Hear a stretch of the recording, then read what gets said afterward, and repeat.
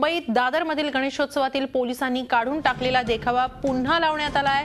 भाजप पदाधिकाऱ्याच्या तक्रारीनंतर पोलिसांनी बाळगोपाळ मित्रमंडळानं लावलेला हा दुष्काळावरचा देखावा काढून टाकला होता। त्यामुळे मोठा वाद निर्माण झाला होता।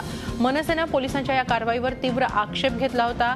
दुष्काळी स्थिती, आत्महत्या करणारा शेतकरी असा हा देखावा दाखवून पाणी वाचवा असा संदेशही देण्यात आला।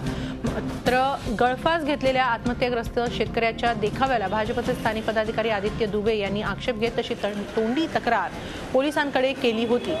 बालमनावर या देखाव्याचा विपरीत परिणाम होईल असा त्यांचा आक्षेप होता। मात्र आता मनसेनं तीव्र आक्षेप नोंदवल्यानंतर हा देखावा पुन्हा बसवण्यात आलाय। पण याबाबत अधिक माहिती घेऊया आमचे प्रतिनिधी दिनेश दुखंडे यांच्याकडून। दिनेश, संध्याकाळी